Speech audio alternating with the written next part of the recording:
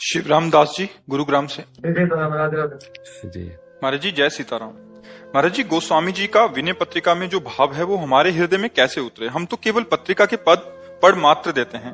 प्रभु के सामने सियाराम जी के चरण कमलों की प्रेम लक्षणा भक्ति शीघ्र प्राप्त करना चाहते हैं। जैसे पढ़ने की बात है ना, तो जैसे एक माँ थी, वो पढ़े लिखे नहीं थी, उसके बेटे का पत्र आया तो किसी का भैया सुना दो, तो वो सुना रहा था और माँ के आंसू चल रहे थे।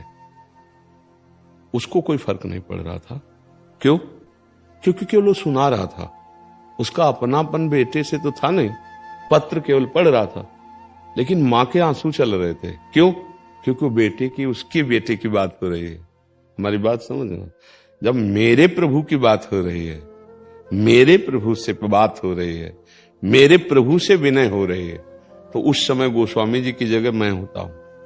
जैसे विनय कर रहे हैं ना, तू दयाल दीन हो, तू दानी हो भिखारी।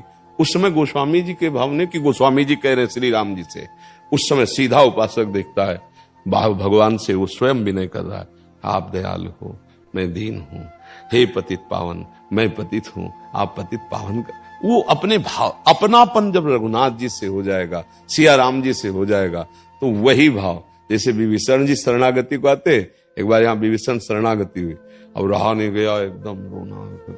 उस समय क्या था कि जैसे विभीषण जी भगवान की शरण में गए, वैसे हृदय एकदम शरणागत हो रहा है।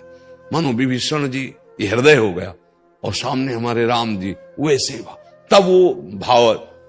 अभी जैसे प्रभु के हम दास हैं, बस वाणी में है, हृदय में वो प्रियता नहीं आई है, जो गोस्वामी जी के हृदय में, जो हनुमान जी के हृदय में, जो बड़े बड़े महाभागवतों। तो हम केवल पढ़ते रहे और नाम कीर्तन करते रहे तो आ जाएगा। प्रभाव है। देखो, जैसे मंत्र हैं, मंत्रों का अर्थ ना पता हो तो प्रभाव अपना करेगा वो।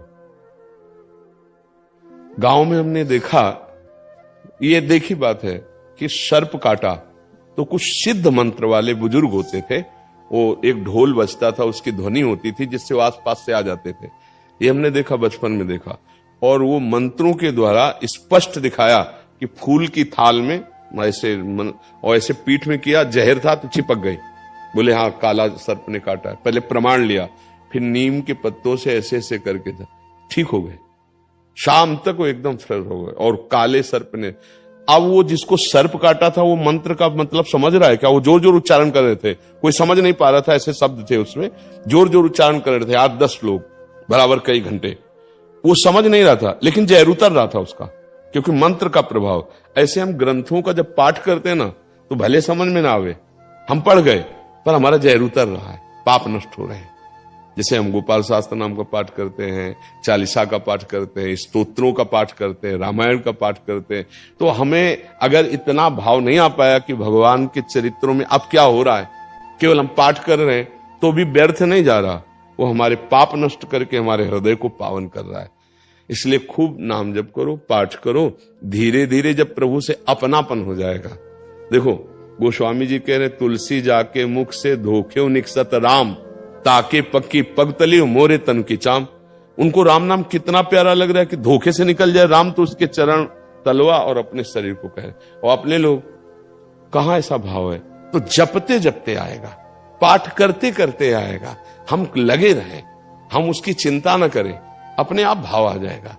हम ये चिंता करें कि हमसे भगवान के विरुद्ध आचरण न हो जाए, भगवान को भूल न जाए। बस 2 बातें हम पकड़े, श्री कृष्ण अनुकूलेन प्रतिकूलस्य वर्जनम, प्रतिकूल कोई आचरण ना हो और भगवान के अनुकूल हम चले, उनका नाम जप करें, सब भाव आ जाएंगे। कुछ नहीं मांगने की जरूरत, सब भाव अपने आप आ जाएंगे। कभी कभी पाठ करके आनंद सा आता है, कभी कभी लगता है कि मैं कितना नीच हूँ पढ़ने के बाद।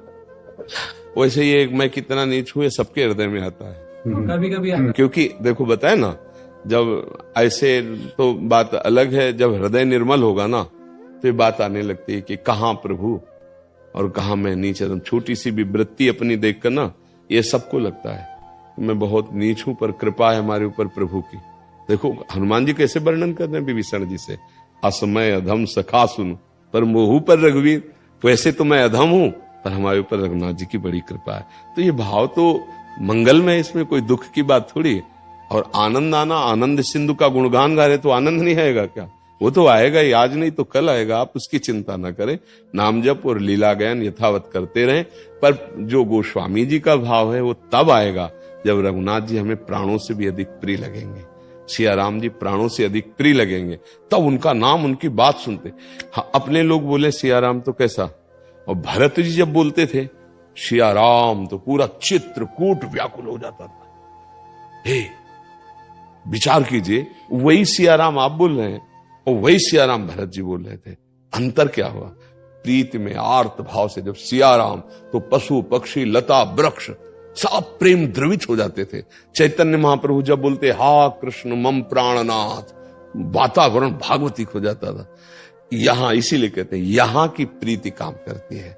यहां प्रीति जागृत हो जाए सिया राम से तो वो सब भाव समझ में आने लगेंगे।